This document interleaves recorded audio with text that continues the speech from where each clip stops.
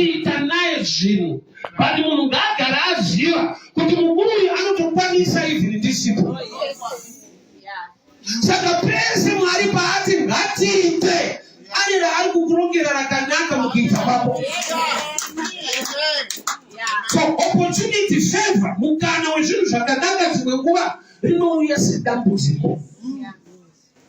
Unonzwa kuti taakunetswa manje. Ende ndakataura kuti vana veIsraeri pavanga vari muEgypt, Moses apiwa vhangeri rekunzi vanhu ngavauraye makwai vese ropa padhoho ndokuti vagone kubuda. That was the last thing chakaitwa kuti vanhu vagone kubudiswa muslavery.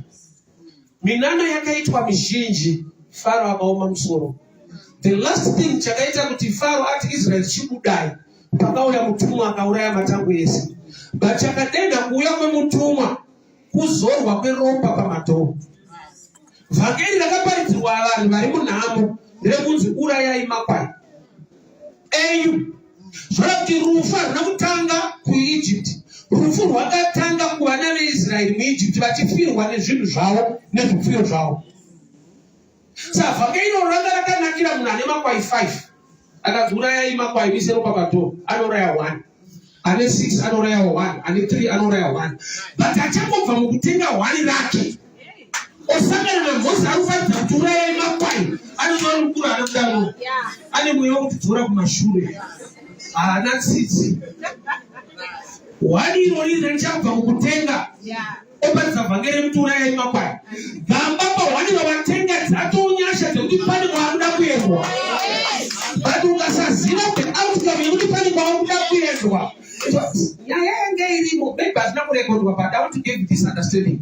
Kana mutumwa akati ndikaona ropa richadarika, when I see the blood I will pass over. Zvora kuti kuva mwana weIsraeri hakuite kuti ubude kana padhoho pako pasina ropa. Padhoho pakashaika ropa, kana mukaimba nziyo kana mukanamata muri mukati munofiwa muchinamata. When I see the blood I will pass over, zvinongoreva kuti ropa ndo emati yekuti mupone. Saka ropa rikashaika padhoho, kana mukanamata zvakadii mukatsanya mukachema murimo munofiwa. Why? Nokuti hamuna kuita the right principle yadhimandwa nedenga. Dambudziko ratinaro nderekuti munhu anotaiwa gwayana rangu i1, ndichanamata ndiri mukati umu. Mwari vanofanirwa kungoziva situation yangu. Gamba kune zvokuti kana ropa rashaika padhoho minamati vangu haishandi.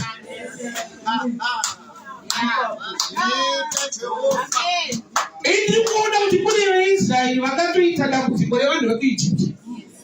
Ivo vari vana veIsraeri nekuda kwokuti havana kuisa ropa padhoho. Hazvina kunzi kana ukasesa ropa padhoho, but kana uri muIsraeri tinongoriponesa. Haukasesa ropa padhoho, but tinongozva kuti uri mwana waMwari. Nyaya ndeyekuzvoreva kuti dai pakaita wekuIjipita manje akaisa futi ropa padhoho, aiponera kuita zvataurwa.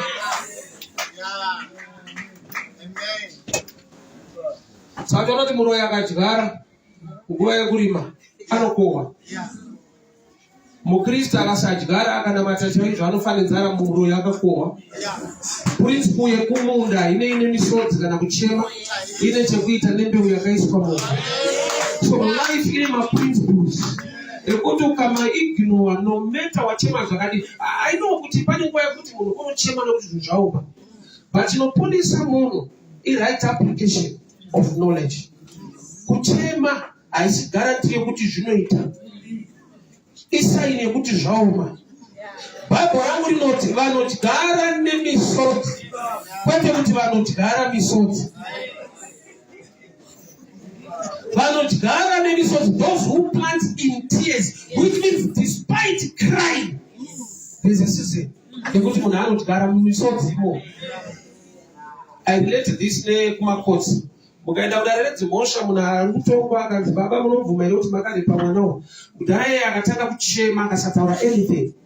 Zvireva kuti majority achati vabereki mazvoona mudhara achemo. Atingadai vanhu vakuru regai vaende kumba. Zvinonzi baba kana mapedza kuchema toda humbu evidence. Ukawedzera kuchema wodze remandate custody. Magistrate haashandise tsitsi, anoshandisa law. Kuna vanochema vachitongwa, but hazvichinje sentence. Because iye haatasi kuchema kwako, anoverenga zvaakadzidza kuti kana munhu akaba zvakati anoenda makore akati. Misodzi haitariswi, anotarisa bhuku rake. So tsitsi dzaMwari dzakavigwa mushoko rake, anotsvaka vanhu vari kuita sezvaanotaura. Eliaza auya patsime, Bible radescribe runako rwaRibheka kuti akakanaka. But Eliaza ana kuti uyu kana akanaka zvekuzotuta mvura asina nebasa rese. Munhu akanaka webanda tomututisa mvura iri runaka kweso. Akamirira kututa kwemvura nemunhu akanaka. Zvora kuti dai pakauya asina kuti nakei akatuta mvura apinda. Ana kudeti. Nyaya yepatsime ine beauty ine chekuita nezvinofanirwa kuitwa. Saka akanaka akauya akatisa achitutezve mvura izvi basa ipi unoenda usina murume. Pana hapasi kudiwa varipo, pari kudiwa vari kushanda. Yebeauty yataurirwei iri kuzivisa iwewo kuti pane pamwe kuti runako rwacho harushande kana pasina kuitwa zvinoshanda. Taiwa kusaindireta endarogoza ukasaita zvinotaura Mwari, beauty yako iri unodzokera nayo kumaraini. Nokuti shasha iri patsima haisi kuda runako, iri kuda nyangwe une runako kuti ngaashande. Ndaudza vamwe pane imwe nzvimbo ndikati munosaida hama dzangu kuti kunamata hakudzinge nhamo. Kunamata kunodzinga mweya wenhamo, kushanda ndokunodzinga nhamo. Nokuti zvinhu zviviri, kune mweya wenhamo kwoita nhamo yacho. Ukanamata madhimoni ese enhamo anokuregedza, but unotambudzika usina dhimoni.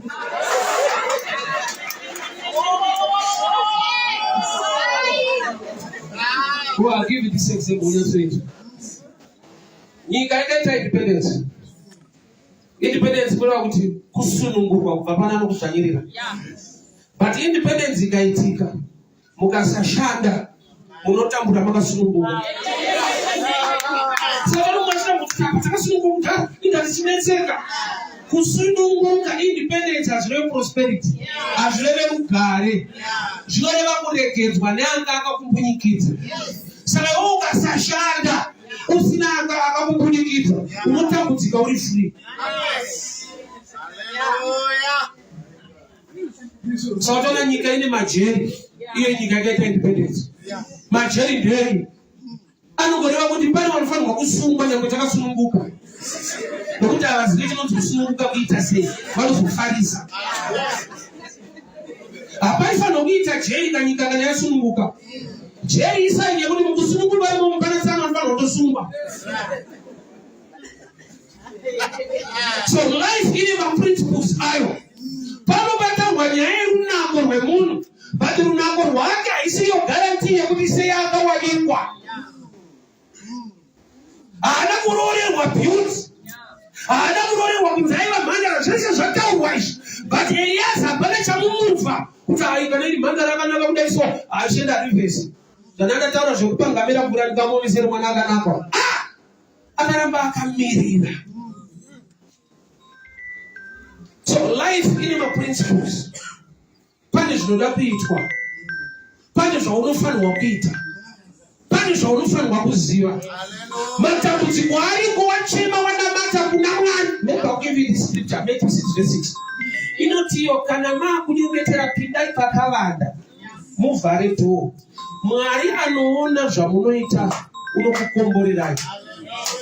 Haina kuti Mwari anonzwa zvamuchataura, yet teaching yeprayer kutaura, which means the respond yaMwari haisi pamashoko bedzi, iri kubva pane zvinoitwa nemunhu. The God who sees what you do. Shona inoti Mwari anoona zvaunoita, unokukomborera. Kuti makomborero akabatana nezvinoitwa nemunhu, kwete kuchema kwemunhu. Zokurore futi. Kana mapinda pakavanda mukavhara dhoo, Mwari anoona zvamunoita, kwete anonzwa zvamuchataura. Example iri pachena.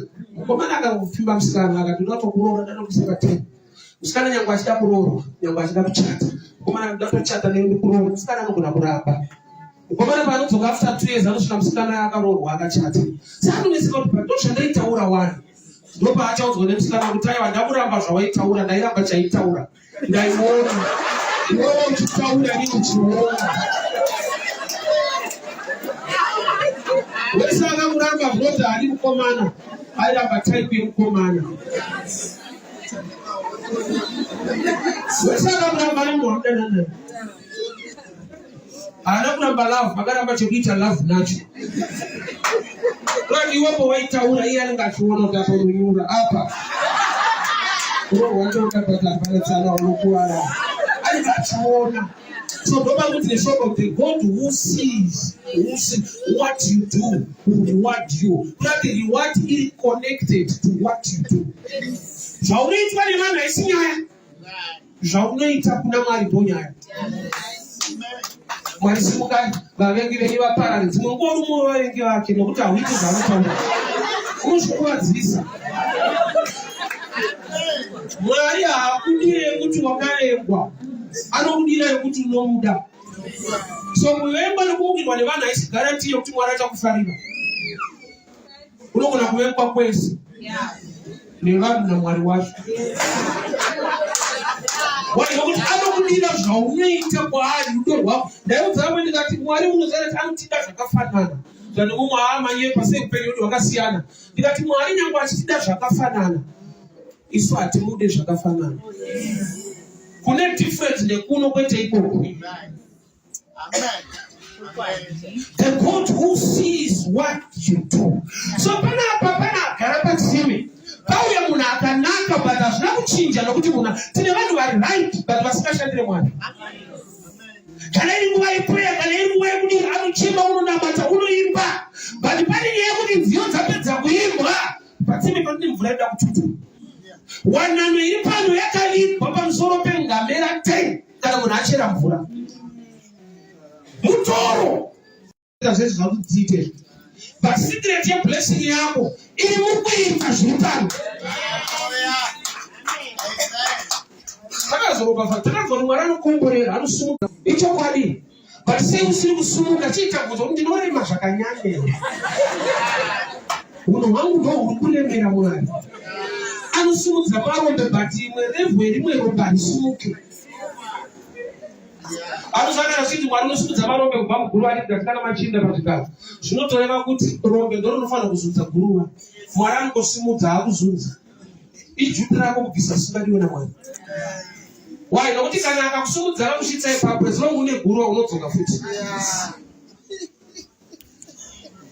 Kune zvinhu muupenyu zvokuti unoswera waikoko but unoswera wapiswa futi ikoko. Nokuti zvinoda wisdom nediscipline uri muarea iyoyo. Eliezer agara patsime panouya vanasikana vese, the daughters of the city. Blessing yaunoda ine vamwe, opportunity yoMwari akatokupawo. Bhaibheri rangu rinoti time and chance are given to all. Nguva nemukana zvinopiwa kumunhu wese. But mukana wako munguva paunouya sedambudziko, sebhedhe. Zvone dzimwe nguva wakaita vasikana macho anokubvunza saka muri kufirei? Kumusha usati wavaka uri kunzi uvake chechi. Usati ne vanhu vari right but vasinganzwi Mwari. Beware of good people who are not godly. Tine vanhu vanotaura zvine common sense. Padaparidza pareke kwadzano 2006 shamwari yangu yake vandakafunda naye. Zvikanzi zvakataka seiko zvinhu izvi. Ndakakangoita zvinhu zvandizvo zvinotaura zvaupenyu. Zvinobva unonge kurutiswa. Zvakataura mashoko ekutanga ari kundikansela. Bandikadiscover kuti ada kundikanzura. Mwari vakandidana nevane chikonzero. Kune vanhu vari right vasinganzwi Mwari zvachose. But vangori right vanotaura zvine common sense. Zvokuti wegona kuti munhu anotaura zvine musoro. But hazvina kubva zvokuti kumusoro. Hazvine musoro.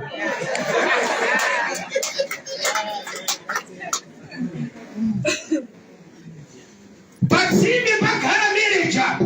But hapana kuuya pachinzi I love you. Pandituta mvura. Mwari ane tsika yekuita zvimwe zvinhu zvakakunakira pazvinhu zvinokubhowa. Sautone yano ndichakupai vafundisi vari pamoyo wangu. Kwete pamoyo wako. Aiwa iwe ichupira kuda ari pamoyo wa Mwari.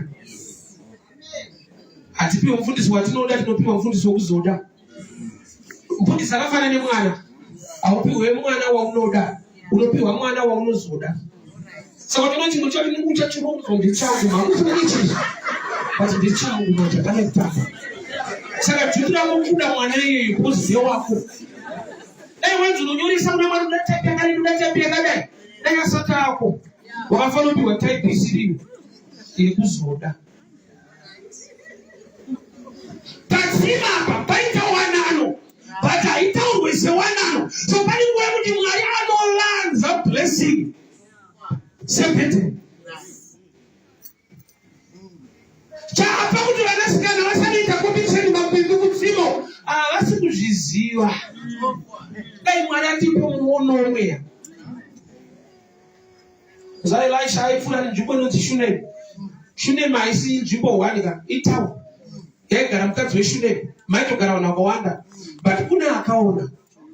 Guta rese rinogona kusaona but mukadzi weShunemu wakaona kuti munhu waMwari ndoda kuita zvakanaka kwaro.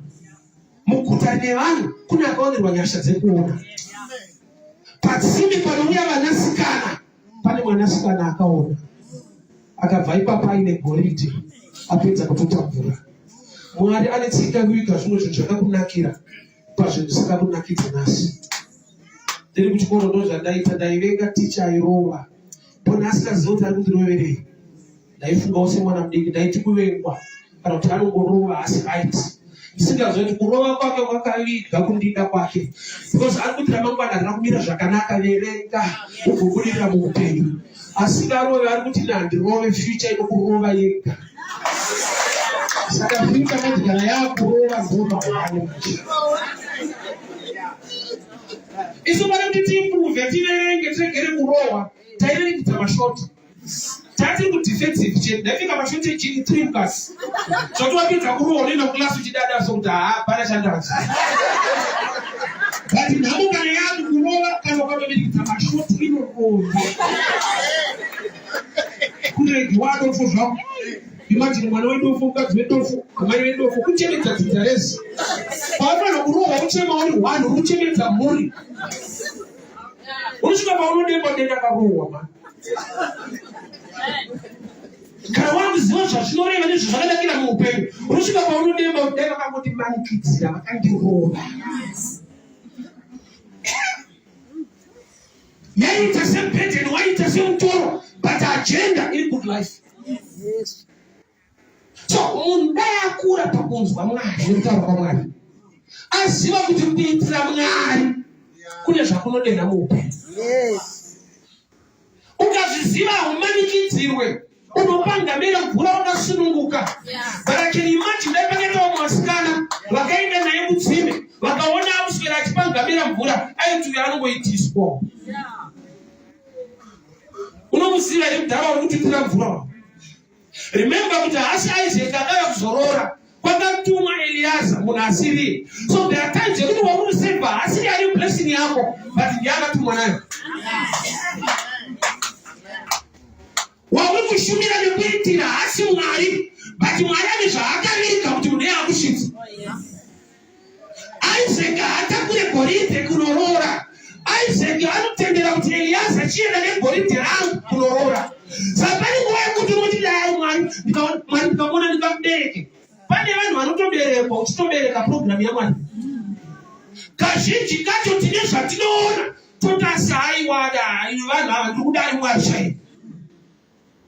Ndakanzwa kuti chatakanakira ndisike kumba kwemunhu ndochawakaipira. Kuipaiko. Why nokuti Mwari wamasikauso Genesis 18 akasiya denga rake akaenda kumba kwaAbhurahamu. Mwari anoenda kumba kwevanhu. Iyo wakati rangu arisike. Mwari wanonamata. 3 angels appeared to Abraham and to Mamre, and one of them was God himself. Mwari anitsinge mvistira vanhu. Iwo unobasa nemunhu. Unoti kunamata moyo wako. Mwari wangu chete. Sapane pamuka kuti akauya negoridhe haasi Isaac waunoda. But akatakudzwa naIsaac waunoda. Mwari vane tsika yedu igaro pafadzo pamunhu waunozi kunge hana basa. Mulife ngwarira itsika yaMwari yekuita zvinhu zvichida nevanhu vakazvidzika vaunotarisira pasi. Pane vanhu vanouya newanano yako negoridhe rekumba kwenyu, but ukakutarisa kamudhara kanonzi Eliaza kamushandi kwakaAbhurahama, zvokuti wegonoshedzera kuti haatepi hati haisi level rangu, ndakamirira Isaac. Yeti Isaac auye kuzokutarisa, Isaac anotuma vanhu vanofanirwa kukutarisa. Kune vanhu vanotumwa naMwari vasina chinhu chavangakupe, but vane zvinhu zvaMwari zvaakanzi vakupe.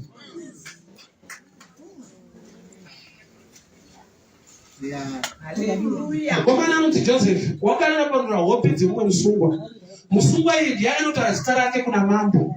Mambo vakamusheredza akanana panura hope dzamambo akaitwa mambo. Umambo hwaJoseph hwanga hwakavimbwa pakurapanura hope dzemunhu asina kana nebasa rese. Nokuti asina nebasa rese ndiye ane basa pamusoro pechiroto chake. Akati andirapanura hope dzavanhu asina kana profit pandiri mumwe musungwa sena haana nebasa rese. Akasvika paakainterpreta dream yemunhu ari useless.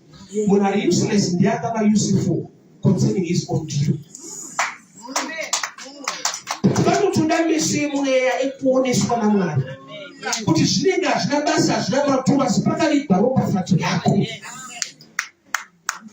I'll give you this testimony of mine. 2014 nandiparidza pastreet kutauro ndobva paya munhu ndapedza kuparidza ndobva vakiti muri kufamba sei mufundisi. Mazuva acho taifamba netsoka pakuwadza tichienda kuna fest. Ndati aiwa ndakuenda paCopacabana, hauzi kana zvitsoka kaunenge wauyepo. Ndakuenda paCopacabana ndidzokere kumba. Zvikanzi zvakadii hazvo kuti dai taenda pana Sekeroda ndinokutengerai mota muende kumba nayo. Just like that. That was the first car ndakadhiraivha yakatengwa kunge madomasi. Unotanga kurota kuti Mati handei pakaseuza padandokutengera mota unoende kumba.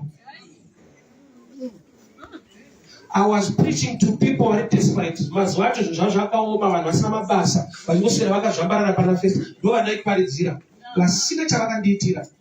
But nokuti ndakavaparidzira Mwari ane zvaakandiitira. Kune nzvimbo dzisina nebasa rese dzine goridhe rako.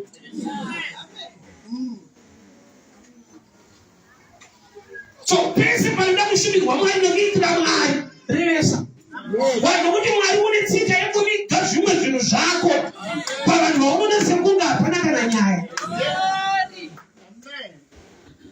Eliaza aiva mushandi, anotonzi servant, not a son waAbraham, but a servant was carrying gold paIsaac.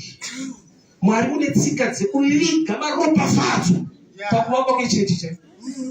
Ingo uri pamunhu ndikayavaka ndindirota pandopedzera ndabva kuno kufuta. Saka pane kuti munhu anofunga munhu. Ndichirota munobvako siko ndikazotama ndikaenda kwabvuku. Chanoitira mberi kwatiraita. Mweya usashumira Mwari haushaike mumoyo. Zvikodzero hazvishaike.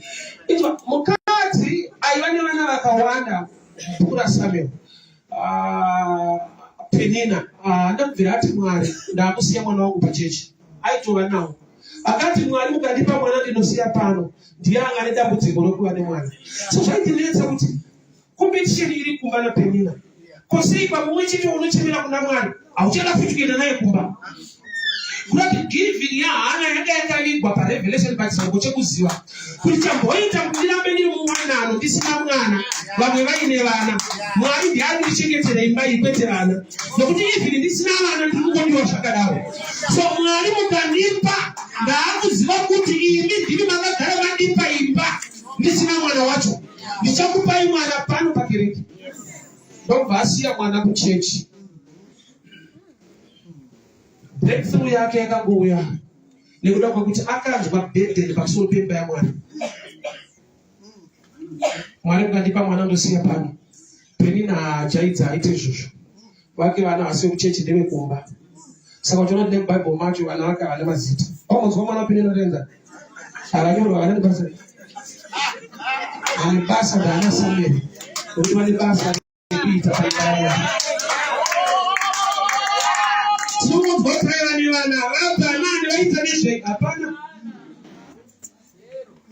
vakawanda kudaro nokuti havane nemba yaMwari. They were not mentioned. Uyo akati Mwari mukandipa ndikuzosiya pano. So haisi nyaya yekuwana, inyaya yekuziva kuti even munguva yekushayiwa mwana ndine nyasha dzakatichengeta.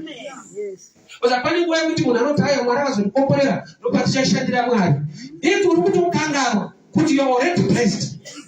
Problem ndeyekuti chinonzi ropafadzo kwauri zvimwe zvinhu zvaunoona zvine vanhu uchitadza kuona Mwari zvaanokuitira even munguva yekuti mari yako ishoma but haunarenezana. Kuna baba wako ane mwana wako na Jesu achibata zvinokuisira moto kana mvura. Vadzidzi vako vakamutadza aikomplena. But there was something chaifanira kutenda. Nyangwe ati zvikamubata zvinoti mvura nemoto, aifanira kutenda achiti nyangwe aiwira mvura nemoto, moto wacho wakamutadza. The boy is still standing. Mvura yacho yakamutadza. Haasi kuwira mumoto kuti atandare, ari kuisirwa mumoto kuti atsve afe. So pane nguva yekuti hauna zvizhinji zvauinazvo, but muzvishoma zvako Mwari uri kukuchengeta. Ini vane kuziva nezviri kuitwa naMwari kuti pasarari shoma iyoyo muri kurarama. Zvokuti wega mwada wega unokuputisika musoro, but pane nyasha dzakaiswa naMwari pazvishoma zviripo. Pawanano yauinayo nyasha dzakazara kuti ta. Nyaya vedu inochallenge. Tinoona picture yemuchato. Ari pamuchato anenge achata anenge akavharwa mumizo. Anonzi muru wakukiswa kudidi. Saka itika tradition yakavanokaitira yakazvaunderstanda grace. Kuti inyasha kuchata kwacho. Nekuda kwekuti dai aivhurwa kumeso. Muchikombea nevari kuperekedza. Munogona kuzoona katika shura akarinaka.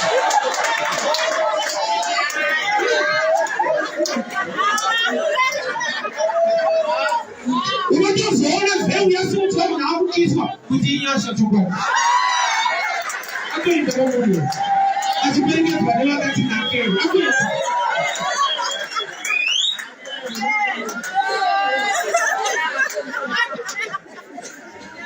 Nyasha dzaMwari dzinotangira pazvinhu zvaunotora sekuti hazvina nebasa rese. Kune vakangwara sewe vasina chavangachibva mulaji. Kune vane maconnection anozvara nawo vanhu kumusoro vasina zvavakachibva muupenyu. So inguva yekuti ukangoona zviri kuitwa naMwari muupenyu hwako, kuzoshumira Mwari haisi burden kuteka. It takes giving. Kupaona. Wai nekuda kwokuti zvauraya vamwe pamwe pauri zvakatombodarika nepo ukasara wakamira. Zvida kunooneka kuti ayo dai Mwari akusimuka, wakatosimuka nokuti mabudiro awakaita muCovid yakubata yanga isina kana mushonga yakauraya vane mari usina mari. Isaini yekuti wakasimudzwa naMwari zvichiza. Nokuti kune vaida upenyu vakahushayiwa, mari dzacho dziripo.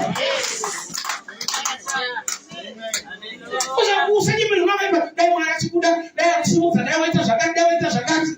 Pauri papa palimwe level rekusimuka. Nokuti zvawakapindana nazvo. Pakasara vamwe ikoko. Kune vamwe vakasara. Mumakore akadarika aya, makore vari adarika. Kune vamwe vakasara imomo. Mukuziva kwavo, mukubara kwavo nemari dzavo, Mwari vakakuchengeta uine zvikwereti. Hakuna favor inodadisa kudaro yokuti vane mari vanotofa muzvikwereti achisara. Kuri kumusarire kunofanira kuenda.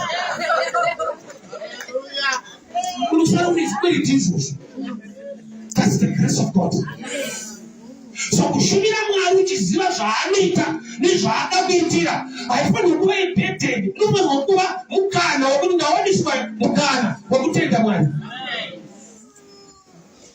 Ukaona munhu aenda kuchipatara achibva aiswa paoxygen, hazvireva kuti paanga ari kumaraini paanga ari pacarbon dioxide. Unobva paoxygen yemahara uchienda pane inobhadhariswa. Kurati yautombo yamahara ine mari yayo. Ukarwara serious ndokutsvaka kashuwa kuti inonzi oxygen inotengeswa. Tine zvinhu zvatinotora for granted zvatofanira kuona asi Mwari maita hedu. Hatingafanani zvatingaitire Mwari, asi takangofanana kuti tine zvatiri kuitirwa. Munhu at his at her own level pane zviri kuitwa naMwari. Zvokuti vega zvikapinda aurwadzi wenumber 1 dzinge racho handiwo wakachera ende mvura yacho itoripo. Wasakati Samaria paanonyima Jesu mvura anotanga ataura kuti dzimendera baba vedu yeti harisi rake rakatocherwawo nevamwe pane mvura yacho hadinayo. Dai Mwari atiwanira nyasha. Why? Nokuti pane patinoona dambudziko mutoro titadza kuona ropafadzo yakavigwa mumvura iwoyo. Saka Jesu achiti kana mauya kwandiri ndichakubvisai kuremerwa kwese. Twende togati asi takurai joki rangu nokuti rakareruka. Kureva kuti kune blessing yekutakura zvaMwari. Nokuti zvinokupa kurerukirwa neupenyu. Hama dzangu chese chinorema chanzina Mwari ita chakaiviga zvakareruka zvakakunakira muupenyu. I'll give this testimony in the Karagu Pass. Utange COVID, somebody phoned me. No, what I phone is I always see you which part is about road. But when a message related to Japanaka and on Facebook, which go at Tangapunaya, but I'm not going to Kuba and Wakami outside to be shop in Veranda. No, Baba Tampo and Nandigan to buy the other Tampo and to buy some streets. No, what message you? The Kawana even education, which go Kunaya, but Uneshu with the return of what's Bakunaka. I want to do something to your life. Unogara kupi na tugara boto msikuba kwenye ayo tunataka pastor ndio kukupa boto. Kitu sana. Dada kuomba mangwana yake nikachagua na driver ni malo ya stigenda ndio sana. Dada sababu tapata tudoto tuli wanyao ukro ndio ndio sababu. Siko ndio ngaitwa. Amen. Bali wanaimba tram veranda wana capacity ya kundipa steady board watu kwa location. Bano kuni ndakada Mwari. Nikashumira kuwa na wasingakone kuita chino kwandiri. But Mwari waiona. So there are times when you walk down to the 19 years anachaanokupa. Akushandi huko Abraham. But Mwari ukikuni akishandi huko Abraham wanotumwa na mdara ni Korinto. Kuni wanu waningi wasina basa. But wakatakura zvanzina Mwari tukushite. Yes. Sauri palidzira vanhu vari desperate vasina mari dzemakomba vakamira kuzochipa manheru vasina chavainazvo chivaudza kunaka kwaMwari ona sekuka unozvauri kuita but Mwari ziso rake neruoko rwake rakapfurika. Somebody from somewhere will talk like that and speak a blessing in your life. Ndaona kuita kwaMwari patsini kudarika zvingaitwa with prayer. It's supposed to be prayerful but kushanda kune nyaya kushumira Mwari maoko kune nyaya. Gideon anonzi nenda nevanhu pamvura munono wamvura vachanwa nemiromo ngavadzoke kumba vachanwa nemaoko vachiisa pamuromo enda navo ndinovapa kukunda. Urati Mwari ari imwe type yevanhu inongoita muromo chete kunamata chete but anoda imwe type inoti ikataura shoko yokushanda nemaoko. Urati tichibva mukunamata maoko achibata basa Mwari une garanti yekuti anokupa kukunda. Itakarerwa navabereki vaipinda kuzayoti vabereki vavo vaidudza kuti mwana wangu uri mwana wechikoro vanhu chechi vari kushandira Mwari vachipledha nekudii ivo hauna mari pacha ndinoda kuti uite usaregera pachechi pacha haiwa caretaker iwe uripo enda unocheka uswe hauna chaunobva pahoride nonocheka uswa kuchechi. So ndaitoziva kuti horide ikakwana ndikunoshanda pachechi handisi kushanda kuti chechi ndibhadhare. Mwari anoshumirwa zvichida nemari yako uye nesimba rako rose. There are times kuti palevel yako unoda kushumira Mwari usatariswa kuti vaita zvombe aiwa Mwari unonzvera mwoyo wako. Mwari akamutarisa neshungu dzako pazvinhu zvake haakusiya wakadaro.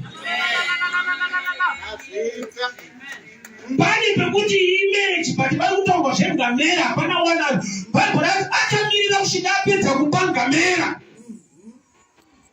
ndobva akanzi kupa kwakamira Satani akuenda kumba kwenyu.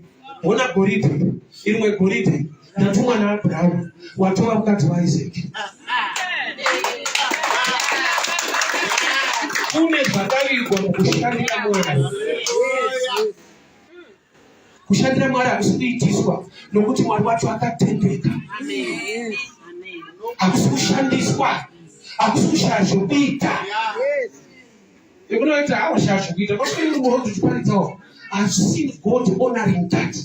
Kuroti iko Mwari vakaita nyasha dzakadaona kuti Mwari vanotoita ona panotaurwa zita rawo even pakachizika. Somebody called me last year.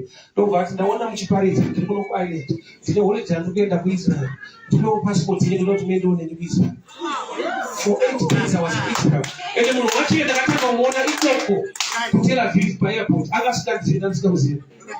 But inyaya kuti akandiona pa road pane vanhu vasina mari yekutikidza ndege. Mwari ukaita plan iyo ndikanoita 8 days in Israel. The testimony can help somebody. I was preaching for the first time. I was showing up on YouTube. Don't buy phones. I'm going to Paris. Musaka na ringo magachate zingata andina. Munoda ile student that don't that. That's what one thing I would tell. Mono put very Marie, Catherine Marie, very media Marie. Daenda akono no ke. Bado no kabeta. Na nino mronanda beta CHS. Na phone ila go bashini pale 2 hours. In 2 hours time Maria jese ke so waste nini. Yeah. Ine kwa chita kuchata. Kunotora nguo ayo kunotora Maria ayo. Kana hiyo tayari. In 2 weeks time mchato wakati. Mungu akatufly kubva ku UK kuvatenda mchato wao. Ngoma tunataka kuona na wipa. Utopera titogera. Fani ni baada kufuga kuti walipa kuchata ndio bila kufunga kana kuzirota. Ndio vesi amini tusinakuira zvafuga nemurongo. Kana kuimagine wanewe. God can do it. Chakana mwita chetu kupinda kwa road tukataka kuti wali wakanaka. Wanotunga vachitunga vanofura vachishora but walachi kubatita. Saki kupanga mera kugura mweta kwa wanakomberere maoko. Wanatopisa kuti tauna kukwana. Ndiani walipa mvura unomsiwa. Unoshira ikupanga mera mvura unowane. Why nokuti Mwari une tsika dzekuviga zvinhu zvaunoda. Kuseri kwezvinhu zvausingadi. Zvese zviri muimba yaMwari by nature naturally haushide. Chaunotoda muno mukukomborerwa naMwari. Iyo kuti ngatiite zvakati kunenge kutokushupa. Kuti wakatoinga iwewe hakuti uzoita something wakaudzwa zvinoitwa naMwari. But zvakavigwa pane zvichaitwa nemunhu kudena zvakavigwa naMwari. Shoko raMwari rakazara mapromises anounlockwa nezvinoitwa nemunhu. Ruoko rwemunhu runounlocka zvakapfumbata muruoko rwaJehovha. Kutsima kune wanano iriko but haisi munhu wese. Ndire munhu ane chizaruko kuti kupanga mera haisi loss. Usapani nguva yekuti unosvika paunode basa ndakaziva ndakazviitawo zvinezvi. Imagine nguva yekuti president ari kuchikoro ari kukoma nawo aitofimba vasikana kuchikoro kwavo. Kune ana vasikana vakaramba. Why akasipi president akakwana kuchikoro. Imagine korwa yavo vakamuudza kuti muzukuru ndakatomuramba kaiti. Unazikogwani shala. Gambari wazintanga zvakadaro. Kunzozogoti pakati nyudze. Let's do set out.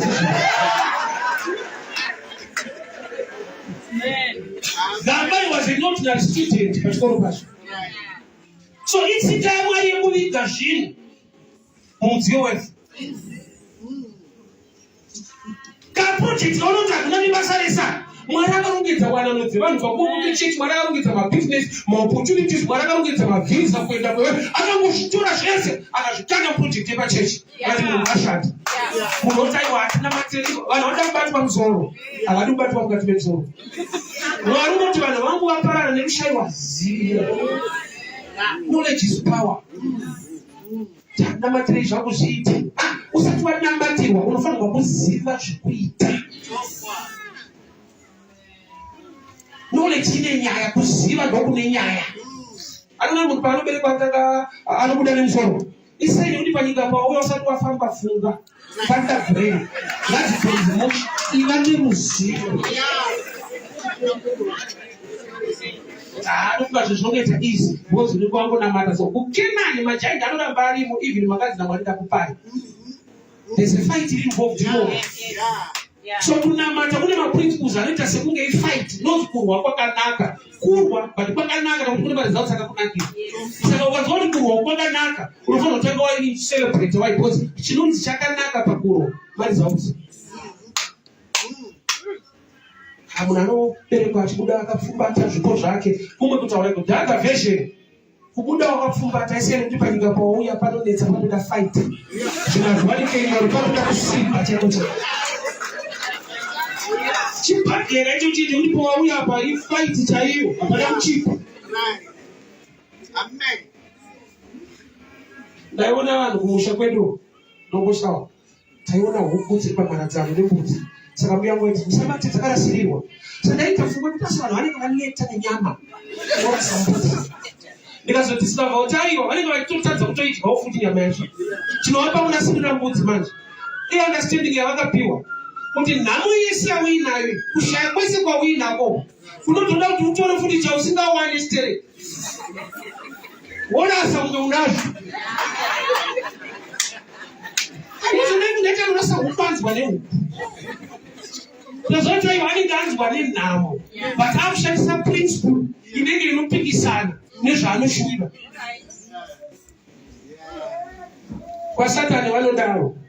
Saka Mwari basa uya ukasaitawo zvekuno unoita mutendi ari kuchera mvura patsime pana Eliaza but Eliaza hakutarisi nokuti une ngamera dzauri kunyima mvura. Kupa ngamera hakunakidze, kupa munhu ndokurikidze. Kuvaka chechi hakunakidze, kuvaka yako imba ndokunonakidza. Let's be real, perfect on the ground.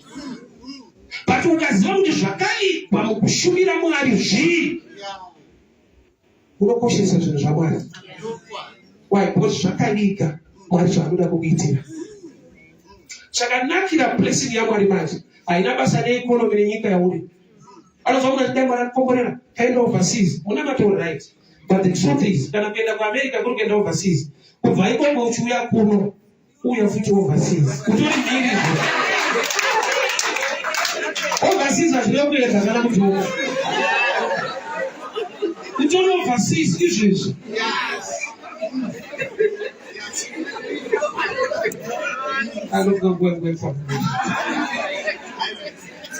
Church Kutsino opportunity yemusikana wedzaba nalenga bana the daughters of the city. Kwete daughters mukana wemusikana wese ari muguta.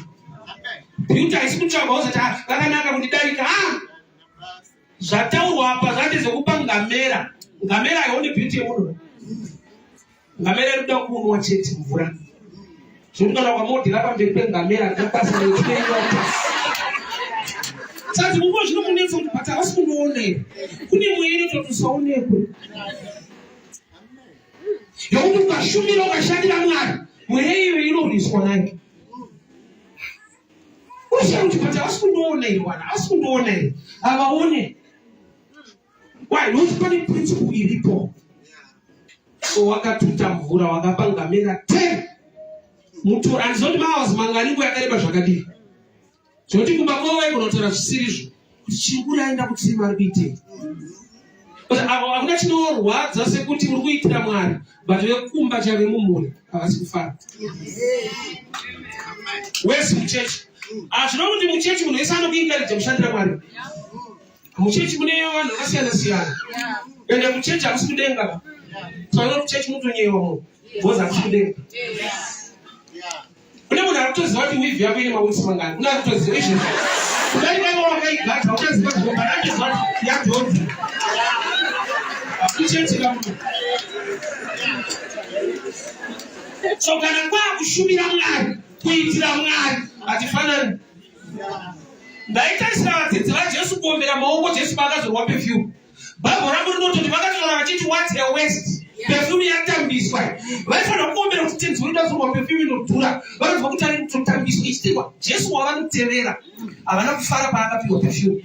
Vadzidzi vake ngete vatorwa. Vanongofara vakatadzi yatambiswa. Kuti pese paunoitira Mwari by revelation kune vanhu vasingaitiri zvakanaka. Vakatwa kuti iri kutambiswa hatina usatarisa kuti munhu ese anondiencourage because pachechi pedu toda kuvaka. Kune vanhu vane mweya watopikisa pavari pacho. Atidzwa Jesu paangangobatwa muGetsemani akatiza pakasara Pita. Saka ndafunga kuti Pita akashinga ngomana atiza kutera. Kuzoerenga kumberi ndina kubva kuti atori wese. Nokuti musikana paakauya kuna Pita pamoto akati uyu mumwe wacho. Pita akaramba Jesu dakani. Kuti Pita atiza anotera kutarambireko. Tinoona kuti chechi chacho akudenda arove anoyemvura mazvotaura Jesu. Apa mudai anyota kuyange vanhu vake vanoti pakutwa mani. Kune chizvibata chechi.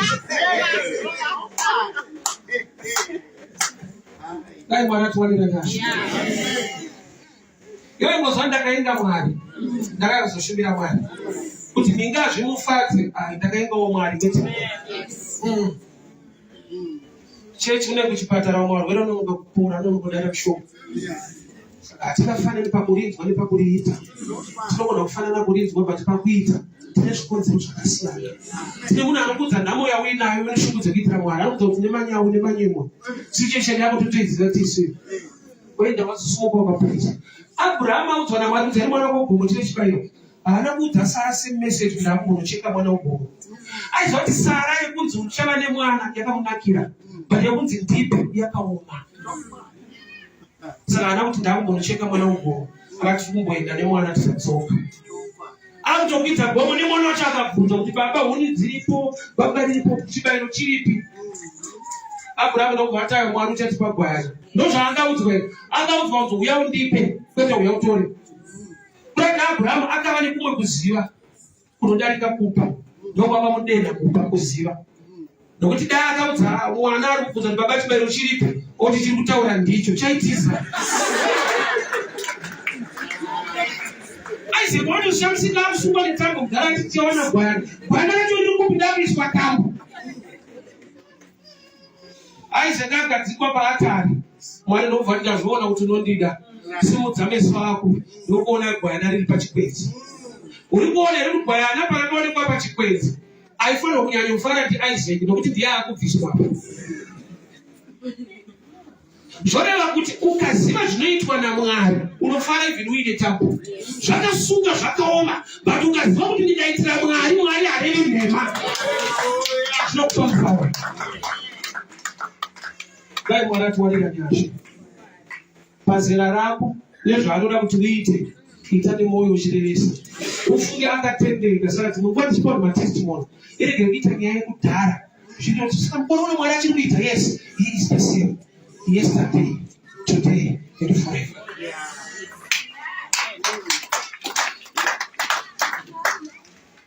Zvakaoma kudaro, munyika yakaoma kudaro. Principle yaMwari haisi kuchinja, waenda kuti Mwari wacho hachinji, anokukomborera zvakaoma kudaro. Tada Mwari akuona kuti yatiri kutambira isingatenge. Blessing haitya kuti economy yakamira sei. You can be blessed mutime ino. Munguva yekuti mari yako haitenge, unoita chinhu chekuti vanhu vanoshamba kuti wachigona sei zvakadai. Mwari anakumira kukomborera vanhu. People are getting blessed even in that times. Ukapinda mbucha makonde mune mazondo eseni kuti mombe yacho yanga iripo. Kwete last year, this month. Ukangoona mune nzondo yahuku yacho yanga iripo. So usati zvakaoma iti ndakaomewo. Kuti kuna ari kurova huku achikupa tsoka. Hakuna paungaone nzondo rakusina huku yacho hazviite. Takomana kuti mazuva ano havasi kuroora. Nezuro unoona mota yakaema bhaluni. Pairorwa munhu ufunge mukore uno. So hakuna time unotarisira Mwari kuita zvinhu. But mutime kune vanhu vanotarisira Mwari kuti vagamuchire zvavanoda kupiwa naMwari. Usaregera Eliaza achidzokera negoridhe nekuti neusimbe. Usaregedza imwe ropafadzo isingabate pauri nokuti hauri kushandira Mwari. Mwari uyu akatendeka, akasiyana nemunhu, akarurama. Ukadyara ukaisa kwaari, ione ropafadzo yaakabata inofanira kubata muupenyu hwako. Regai ndinamate. Father, we thank you for your words. Thank you for speaking to us. Ndokunamata Mwari nesemwe yazarurwe. Tigone kuona ropafadzo yakavigwa patsime naEliaza. Zvakavigwa Mwari patsime rataungana pano. Pamati the doctors of the city vaiuya. Patinouya pano ana baba nana amai tichiungana pano. Pane chimene chagawidwa na mali pano chino chicha upenye wedu tipe mbese yemweya tipe mukushumira ine mukushabira ne moyo unoda nokuti taziva kutendeka nekurira mapenyu muzita la Yesu Kristo wa Nazareta. Amen. Ndio tunakuwa kwa Mungu ya shamba.